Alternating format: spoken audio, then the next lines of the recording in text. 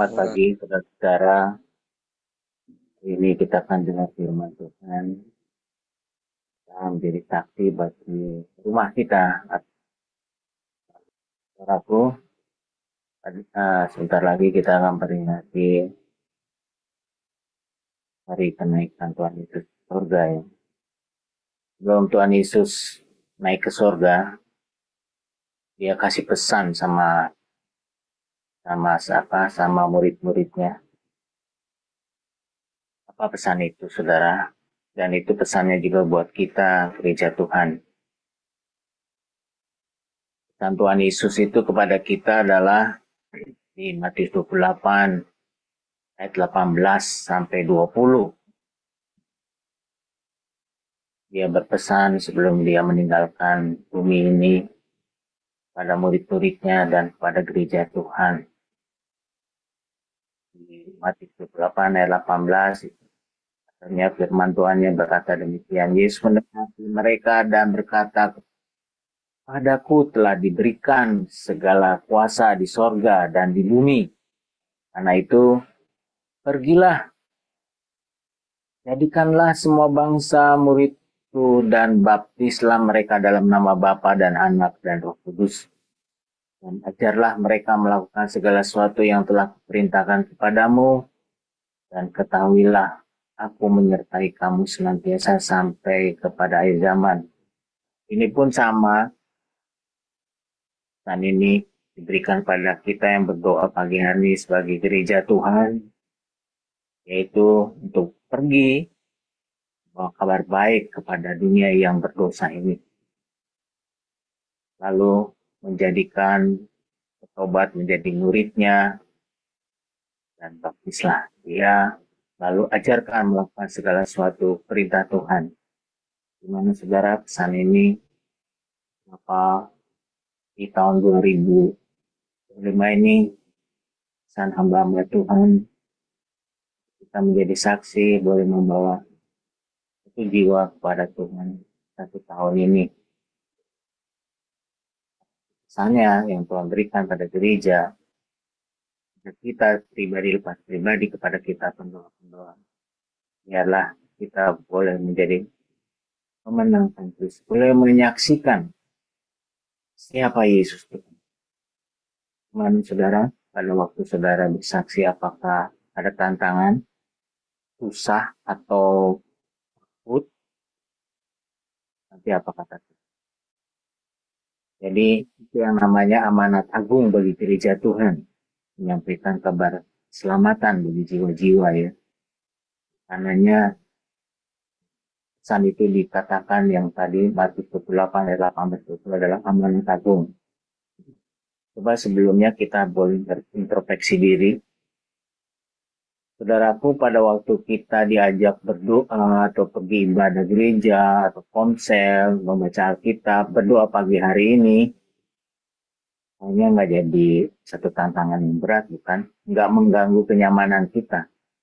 Tapi walaupun dikatakan demikian, saya melihat banyak Tuhan bahkan bekerja tidak baca Alkitab, susah sekali berdoa bukan satu hal yang datang dirinya, tetapi karena program. Tapi hal itu tidak terlalu mengganggu kenyamanan kita. Tapi bagaimana dengan bersaksi, saudara? Kapan saudara dan saya bersaksi? Misalnya bersaksi itu ada situasi di mana kita menentang kenyamanan kita, atau mengganggu pikiran kita. Kita seperti tidak nyaman pada waktu bersaksi, ya. Takut, dan segan.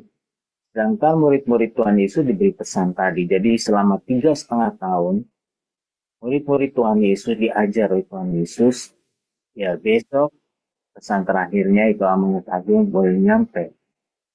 Kita lihat murid-muridnya dengan berani bersaksi. Apa yang kita akan lakukan? Boleh kita jadi saksi pertama di rumah kita dulu. Kita boleh jadi saksi. Saksi pengalaman pribadi dengan Tuhan Yesus kita diselamatkan. kita mati, dosa kita boleh. Saudaraku, Tuhan memberikan perintah amanat agung, Dia pun juga memberikan penyertanya, saudara. Dia menyertai kita semua sampai akhir zaman. Nah, bahkan untuk menjadi saksi ini, kita diberinya kuasa Roh Kudus. Kita sudah terima Tuhan Yesus, Kudus sudah berserta kita diajarkan untuk sepenuhnya penuh dengan Roh Kudus, supaya kita boleh menyampaikan firman Tuhan dengan berani, dengan tanda-tandanya. Nah, saudaraku, inilah janji Tuhan ya di Kisah 1 ayat 8. Tetapi akan menerima kuasa, Roh Kudus turun ke atas kamu, dan kamu akan menjadi saksiku di Yerusalem dan di seluruh Yudea dan Samaria dan sampai ke ujung bumi. Kita boleh jadi saksi. Di rumah kita banyak orang yang belum terima Kristus. Kalau sudah mereka dimenangkan, kita boleh menyeberang ke Yudea kita, ke Samaria sampai ke ujung bumi. Dimana saudaraku, gereja Tuhan kita siap. Allah sudah memberikan Roh-Nya yang besar. Penuhilah hidupmu dengan Roh Kudus. Ini contoh daripada orang yang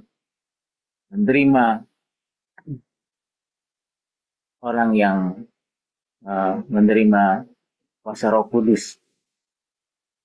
Jadi muridnya Tuhan Yesus yaitu Petrus dan Yohanes, dia bukan orang kaya, mungkin hartanya tak banyak, tapi ada sesuatu yang luar biasa, kuasa yang menyertainya dia, sehingga mereka dengan berani memberitakan berita Injil. Di Kisah 3 ayat 2 di sini ya, pada waktu itu ada orang yang kakinya lumpuh pada waktu di Bait Allah. Dan lewatlah Petrus dan Yohanes. Apa yang terjadi, saudaraku? Firman Tuhan di sana, Petrus berkata, emas dan perak tidak ada padaku, tetapi apa yang kupunyai, kuberikan kepadamu. Demi nama Yesus Kristus, orang Nazaret itu, berjalanlah. Lalu ia memegang tangan kanan orang itu dan membantu dia berdiri. Seketika itu juga kuatlah kaki dan mata kaki orang itu. Ia melonjak berdiri lalu berjalan kian kemari dan mengikuti mereka ke dalam Bait Allah, berjalan dan melompat-lompat serta memuji. Kita lihat di sini bagaimana Petrus dan Yohanes dipenuhi oleh Roh Kudus. Dia dididik sama Tuhan 3,5 tahun. Apakah saudara dan saya sudah dididik oleh gereja Tuhan, memiliki pemuridan? Maka kita lihat pengalaman Petrus dan Yohanes luar biasa, amazing. Apakah saudara mau ikut seperti cerita berikut ini? Kiranya saudara dan saya akan menjadi saksi yang luar biasa karena Roh Allah menyatakan saudara. Saudaraku, kita menjadi saksi artinya kita memiliki mandat untuk mewakili Tuhan. Pergi keluar, memberitakan jalan keselamatan bagi orang berdosa. Cerita itu membawa pengharapan bagi orang, memulihkan bagi jiwa yang hancur. Dan itu ada Tuhan Yesus Kristus, jalan keluar yang solusi. Murid-murid Tuhan Yesus pergi bersaksi karena seperti Petrus dan Yohanes tadi, karena mereka mengalami Kristus. Kita bisa tanya sama Tuhan atau minta sama Tuhan, aku ini punya pengalaman yang luar biasa dan seperti doa pagi. Aku datang kepada Tuhan, suka dengan firman-Firman mengubahkan hidupku. Kudus menjadi saksi orang tua kami, bagi adik-adik kami, saudara-saudara kami yang ada di rumah kami. Ialah rumah ini penuh dengan orang-orang yang takut. Saudaraku, bersaksi bukanlah hal yang mudah, bukan? Dia penuh dengan tantangan. Tantangannya banyak, tekanan karena bersaksi. Dan saya tidak disukai orang mungkin. Ini aneh orang ini loh. Lalu ada tantangan dari budaya mungkin atau ada agama. Ini agama mana lagi kok mengajarkan seperti ini. Kita memang perlu keberanian untuk bersaksi itu, saudara. Oleh karenanya Roh Kudus mendampinginya. Orang yang dipenuhi oleh Roh Kudus menghasilkan keberanian. Firman Tuhan pun mengajarkan bagaimana tantangan yang dialami oleh murid Tuhan Yesus. Katanya, dan sekarang ya Tuhan, lihatlah bagaimana mereka mengancam kami dan berikan kepada kami hambamu ini keberanian untuk memberitakan firman. Sama seperti gereja, seperti kita katakan, berikan kepada kita. Tetapi kita harus hidupnya diubahkan. Orang yang mengalami Kristus. Sudahkah saudara saya mengalami Kristus hari lepas hari? Jadi saudara, pesannya mari kita siapkan diri kita untuk membawa berita Injil, berita keselamatan itu. Saksi Tuhan, untuk menceritakan kasih Tuhan. Kita menanti saudara dan saya sebagai pemberita Injil. Saudara dan saya adalah orang berbahagia, kata firman Tuhan. Bahagialah orang yang membawa damai, karena mereka akan disebut anak Allah. Anak-anak Allah. Mari gereja Tuhan, kita datang kepada Tuhan. Kita berdoa. Tidak saja mendoakan negeri kita, reformasi ekonomi, tetapi biarlah pagi hari ini firman Tuhan mengajar kita. Kita doakan jiwa datang kepada Tuhan. Gereja boleh menjadi sinar terang Tuhan.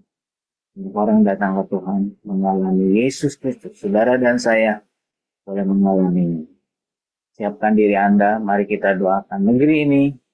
Saudara-saudara kita di rumah, gereja Tuhan mengalami pemulihan-pemulihan, gereja Tuhan mengalami reformasinya Kristus. Mari kita berdoa.